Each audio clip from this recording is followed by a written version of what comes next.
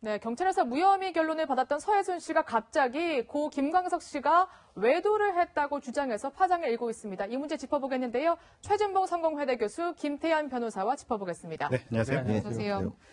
네, 일단 서혜순 씨가 어떤 월간지에서 굉장히 충격적인 폭로를 했는데 어떤 내용인가요? 일단 이런 거죠. 김광석 씨가 바람을 피웠고 심지어는 그 내연녀라고 할 수 있겠죠. 내연녀와 차를 타고 가다가 사고가 나서 술을 마시고 차를 타고 가다가 사고가 나서 공연까지 펑크를 냈다. 네. 이런 얘기를 했고 부부싸움을 하면 폭력적으로 돌변해서 물건을 던지고 폭력을 행사했다. 이런 얘기를 했습니다. 근데 문제는 이게 확인이 안 되는 거 아니겠어요? 물론 서혜순 씨의 일방적인 주장이고 또 김광석 씨 같은 경우는 이미 사망한 상태이기 때문에 둘만 있었던 이런 사실들에 대해서 확인이 불가능한 상황에서 이런 얘기를 하는 것이 과연 바람직한지는 좀 고민을 해봐야 될 것 같습니다. 사실 본인도 루머에 21년 동안 루머에 시달렸다고 이렇게 지금 항변하고 있는 상황 아니겠습니까? 그런 상황에서 이미 사망한 남편에 대해서 저렇게 전 남편에 대해서 그렇게 얘기하는 것 자체가 제가 볼 땐 바람직한 것이라고 보이지 않고요. 또 저렇게 일방적으로 얘기를 해놓으면 김광석 씨의 의견이나 아니면 사실을 확인할 수 있는 상황이 아닌 상태에서 일반 시청자들이나 독자들 입장에서는 잘못된 정보를 진실로 받아들일 가능성도 있어서 상당히 부적절한 발언이 아닌가 하는 생각이 듭니다. 김광석 씨의 부인 서혜순 씨는 과거 여러 가지 이제 의혹과 억측에 대해서 이렇게 억울함을 호소한 적이 있습니다. 들어보시겠습니다. 김광석 씨가 좀 성격이 음악 하시는 분이라 되게 중재할 수가 없고 막 화나면 음악이 슬프고 하니까 거기에 좀 빠지고 그런 게 좀 있었어요. 저도 결혼해서 알았어요. 결혼해서. 김광석 씨 저는 되게 착한 줄 알았는데. 네, 사실 저 발언은 사실 경찰 조사 전에 한 말이니까 좀 무혐의를 입증하기 위해서 저런 심한 말까지 했구나 이해할 수 있는데 이미 무혐의 결론을 거의 받았는데 왜 또 외도 주장, 또 폭력 이런 주장을 할까요? 일단은 두 가지인데 하나는 이제 감정적인 측면이 좀 있었던 것 같아요. 그러니까 서혜순 씨 입장에서 보면 서혜순 씨 입장입니다. 본인은 정말 잘못한 게 없고 억울한데 이상호라는 사람이 영화를 그렇게 만들어 내가 이게 피해를 봤다. 사실 감정적으로 격앙될 수 있겠죠. 그런데 생각을 해보니까 이거의 근본적인 원인은 결국 내 남편 김광석은 너무 착한 사람으로 포장이 돼 있고 나는 악녀로 포장돼 있으니 그 판을 바꿔야 되겠다는 그런 생각을 했을 수는 있습니다. 그래서 이제 김광석 씨에 대해서 이제 얘기를 하는 건데 문제는 앞서 이제 최진봉 교수도 지적하셨듯이 이게 검증될 수 있는 부분은 아니거든요. 그리고 본인의 악녀로서 묘사하는 사람은 사실 이상호 기자지 고 김광석 씨 아니지 않습니까?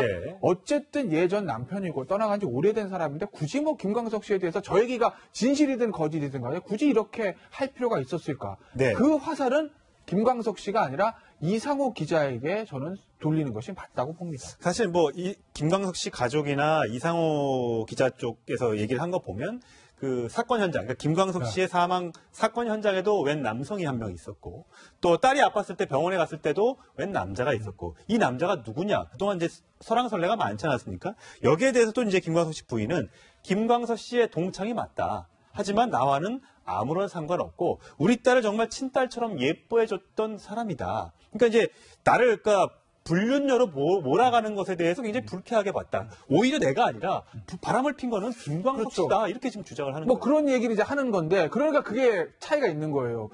서혜순 씨하고 그 남편이 정말 불륜 관계, 정말 친한 죽은 남편의 친구인지는 아무도 모릅니다. 근데 그거는 이제 검증을 해봐야 되는 건데, 이 서혜순 씨의 불륜 문제는 서혜순 씨 본인이 이제 해명을 하고 있지 않습니까? 나는 불륜 아닌데 누가 그래?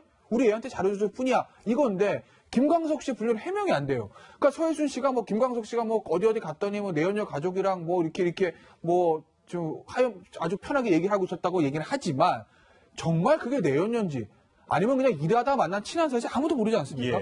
그러니까 서혜순 씨 같은 경우는 본인은 해명을 하되 김광석 씨는 해명할 수 없는 분들을 계속 꺼내서 지금 일방적으로 얘기를 하고 있기 때문에 지금 와중에 과연 저렇게까지 할 필요가 있을까라는 그런 생각들은 할 수 있는 거죠. 서혜순 씨 어떤 마음, 본인이 악녀로 몰린 그 마음은 충분히 이해합니다만 그 공격의 대상이 김광석 씨가 되는 것은 조금 지나치다고 저는 봅니다. 네, 이게 폭로가 폭로를 낳고 억측이 억측을 낳고 있습니다. 서혜순 씨의 발언 들어보시겠습니다. 그거는 나중에 저 친구 많아요. 엔터테인먼트 쪽에 아시는 분들도 많고 다. 그 연인 관계는 아니시라는 거죠? 지금 부인하시는 거? 아니야. 사망 당시에 내연 관계셨다는 의혹도 나오고. 그러니까 일기장에 보면 나오는 게 있어요. 머리에서 보면 저도 김광석 씨한테 이렇게 써놓은 것 같은데 김광석 씨도 문제가 많았으니까 나중에 밝혀야 되겠죠. 네, 아직 뭐 정확한 지금 다시 고소인 조사가 시작됐기 때문에 그러니까 서혜순 씨가 이상호 기자를 다시 명예훼손 혐의로 고소했기 때문에 이 부분도 다시 한번 또 짚어졌고 밝혀져야 될 내용인 것 같습니다. 네, 최근 북한 귀순병사 덕에 중증 외상센터가 반짝 주목받고 있지만 그동안 의사들이 이곳에서 일하면 바보 취급을 받아왔다고 합니다. 많이 다치는 환자들의 최후의 보루인 외상센터가 왜 이런 취급을 받고 있을까요? 관련 내용 취재한 최주현 기자와 함께 짚어보겠습니다. 어서 오세요. 안녕하십니까? 네, 최 기자, 일단 중증 외상센터는 어떤 환자들이 주로 갑니까? 네, 일단 보건복지부에서는 이 중증 외상 환자라는 것에 대한 기준을 두고 있거든요. 그 기준부터 먼저 살펴보면은 일단은 6m 이상의 높이에서 추락한 성인의 기준, 그리고 소아 같은 경우는 3m 이상으로 보고 있고요. 시속 32km 이상 자동차 및 이륜차와 충돌한 환자, 그리고 여기에는 나오지 않았지만 이 2개 이상의 골절이 발견된 경우에는 우리가 중증 외상 환자 이렇게 분류를 하고 있습니다. 문제는 이런 중증 외상 환자를 외상센터가 아닌 일반 응급실에 보냈을 경우입니다. 응급실은 사실 감기 환자부터 시작해서 일반 긴급 환자까지 많은 환자들이 뭉쳐서 굉장히 북적북적한데 그렇죠. 그런 만큼 1분 1초가 아쉬운 중증 외상 환자가 제대로 된 치료를 받지 못하고 숨지는 경우가 적지 않다는 것입니다.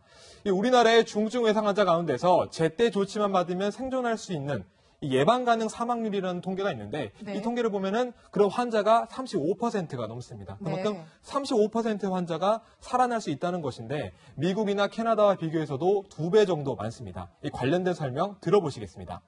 외상 환자들이 병원에 가서 사망을 하잖아요. 중증 외상 환자들이 병원에 갔어도 적절한 치료를 받지 못하고 응급실에서 그냥 있다가 사망하신다는 거죠. 네, 그만큼 외상센터가 굉장히 부족하다 이런 뜻 같은데 지금 몇 곳이나 되죠?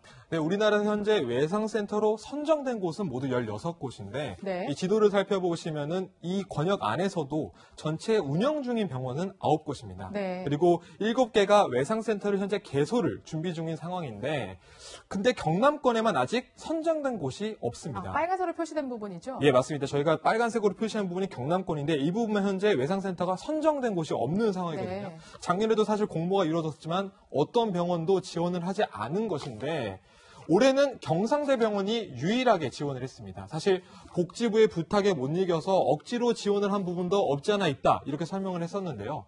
외상센터 설립이 결정되면은 사실 시설비와 장비비 명목으로 80억 원이 지원이 되고요. 매년 운영비 명목으로 최대 27억 원까지 지원이 되고 있는 실정입니다. 아니, 잠깐만요. 근데 80억 원에 매년 27억이면 굉장히 많은 지원금 아닌가요? 네, 맞습니다. 굉장히 많다고 느낄 수 있는데 이 외상센터를 설립하는 데 있어서 가장 중요한 역할을 하고 있는 헬기장만 설립하는데 이 수십억 원이 들어가고 또 대부분 신식시설, 또 최신 장비를 들어야 되기 때문에 비용이 그만큼 많이 든다는 것인데 이런 지원금으로는 턱없이 부족하다는 것입니다.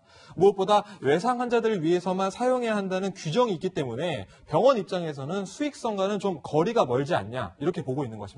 네, 이렇게 외상센터 선정을 기피해서 수가 적다면 차라리 의료진이라도 좀 많아야 될 것 같은데 외상센터에서 일하는 의사들을 오히려 바보다 이런 취급을 한다면서요. 네, 쉽게 돈을 벌 수 있는데 벌지 못한다는 의미에서 좀 이렇게 바보다라는 식으로 이야기를 하고 있는 것인데 그만큼 외상센터의 근무 환경이 매우 열악하기 때문입니다. 어느 정도인지 우선 살펴보시겠습니다. 외상센터 담당 의사의 당직실은 중환자실 한가운데에 있습니다. 좁은 방 안에 걸려있는 당직표. 오늘 쓰고요. 내일은 잠깐 제가 대타로 금요일 날 쓰고요. 이런 식으로. 중환자실에서 씨름을 하다 보면 가족을 만날 시간도 없습니다. 한 달에 가족들 거의 몇 번이나 보세요? 한 달에요? 한 달에 2번 내지는 3번. 가끔 이제 다른 가족들한테 이제 열심히 하는데 내 가족들한테 못하는 거 아닌가 이런 생각이 가끔 들 때가 있죠. 네, 정말 생명의 최전선에서 일하고 있는 것 같은데 대우는 열악하네요. 네, 맞습니다. 현재 이 외상센터를 지키고 있는 전문의는 이 외상외과와 또 응급의학과, 신경외과, 흉부외과 등으로 최소 20명이 구성되어야 합니다. 근데 현재 운영 중인 외상센터, 아까 말씀드렸던 9개의 외상센터 중에서도 이 기준을 충족시키는 병원이 단 한 곳도 없는 상황이거든요. 오히려 한 병원에서는 이 외상 치료를 배우려던 전공의 5명이 열악한 근무 환경을 못 견디고 중도에 포기하는 상황까지 발생했습니다. 관련된 설명 들어보시겠습니다. 고생스러운 게 확실히 많다 보니까 의사에 대해서 생각하고 있는 친구들이 많지 않거든요. 가오지도 많이 잘하죠. 지원이나 드림들도 좀 더 쉽게 인정받을 수 있는 그런 부분들을 찾아가려고 많이 하죠. 네, 외상센터도 부족하고 의료진도 부족하고 참 대책이 없을까요? 네, 아무래도 가장 중요한 거 결론부터 말씀드리면은 투자가 필요한 상황입니다. 네. 200개가 넘는 외상센터를 전역에 두고 있는 미국의 경우에도 보면은 초기에는 병원과 의료진 모두 이 현상을 기피했다고 합니다. 아, 똑같았군요. 네, 우리나라와 굉장히 비슷한, 네. 현재 실정과 비슷한데 취재 과정에서 현재 이국종 교수의 말이 굉장히 많이 회자가 되고 있는데 이 이국종 교수가 미국에서 유학할 당시에 외상센터 시스템을 직접 가르쳤었던 라울 코임브라 미국 외상학회장을 만나볼 수 있었는데 관련된 대안을 직접 들어볼 수 있었습니다. 한번 들어보시겠습니다. Develop fellowship training programs, and if you create a work environment where people can every so often get a break, have time to rest, people will be attracted to this specialty. In the United States, we did just that, and I can tell you that the number has increased dramatically. 이 시간에도 생사의 갈림길에선 중증 외상 환자를 위해서 외상센터 의료진은 전국 곳곳에서 달리고 있습니다. 그들의 1분 1초가 더 큰 자부심으로 채워질 수 있는 처우 개선이 필요한 시점입니다. 네, 지금까지 최주연 기자였습니다. 감사합니다. 감사합니다. 네, 경찰에서 무혐의 결론을 받았던 서혜순 씨가 갑자기 고 김광석 씨가 외도를 했다고 주장해서 파장을 일고 있습니다. 이 문제 짚어보겠는데요. 최진봉 성공회대 교수 김태현 변호사와 짚어보겠습니다. 네, 안녕하세요. 네, 안녕하세요.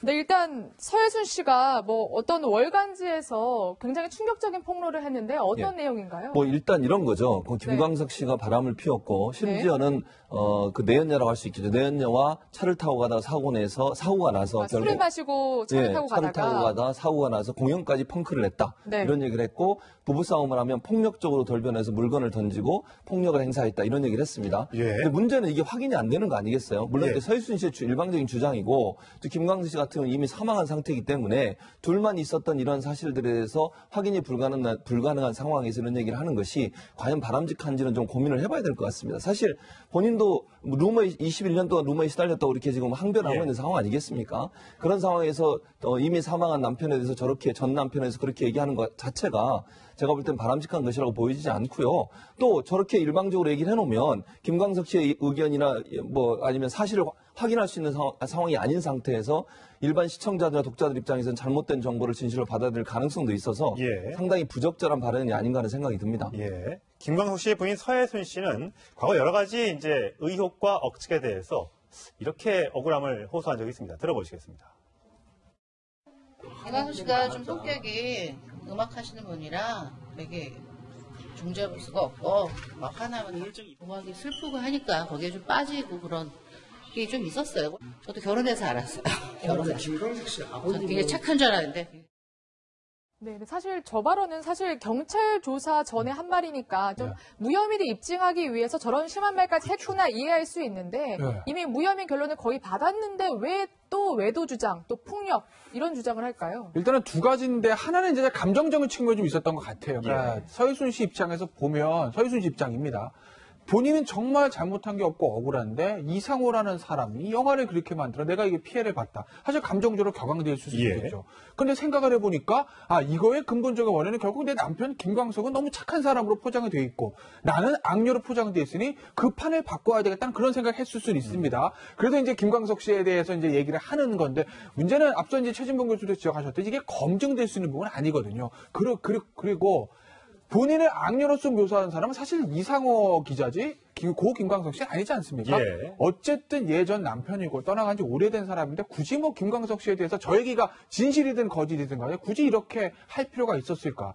그 화살은 김광석 씨가 아니라 이상호 기자에게 저는 돌리는 것이 맞다고 봅니다. 사실 이 김광석 씨 가족이나 이상호 기자 쪽에서 얘기를 한 거 보면 그 사건 현장, 그러니까 김광석 씨의 사망 사건 현장에도 웬 남성이 한 명 있었고, 또 딸이 아팠을 때 병원에 갔을 때도 웬 남자가 있었고, 이 남자가 누구냐? 그동안 이제 설왕설래가 많지 않았습니까? 여기에 대해서 또 이제 김광석 씨 부인은 김광석 씨의 동창이 맞다. 하지만 나와는 아무런 상관없고, 우리 딸을 정말 친딸처럼 예뻐해줬던 사람이다. 그러니까 이제 나를, 불륜녀로 몰아가는 것에 대해서 굉장히 불쾌하게 봤다. 오히려 내가 아니라 바람을 핀 거는 김광석 씨다. 이렇게 지금 주장을 하는 뭐 거예요. 그런 얘기를 이제 하는 건데, 그러니까 그게 차이가 있는 거예요.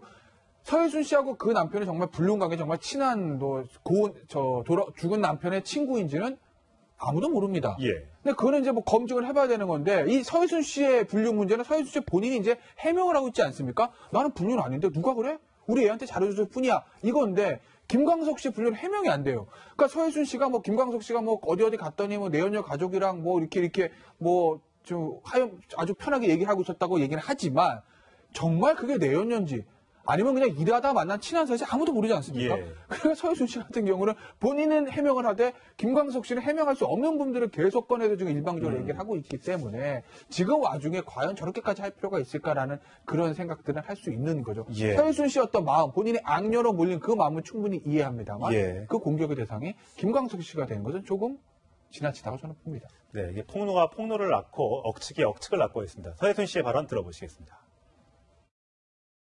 아니, 그거는 나중에 저 친구 많아요. 엔터테인먼트 쪽에 아시는 분들도 많고 다. 그 연인 관계는 아니시라는 거죠? 부인하시는 거? 아니야. 신랑 당시에 내연 관계셨다는 의혹도 나오죠. 그러니까 일기장에 보면 나오는 게 있어서요. 머리에서 그건 저도 뭐 김광석 씨가 그냥 뭐 이렇게 써놓은 것 같은데 김광석 씨도 문제가 많았으니까 나중에 뭐 밝혀야 되겠죠. 네, 아직 뭐 정확한 지금 다시 고소인 조사가 시작됐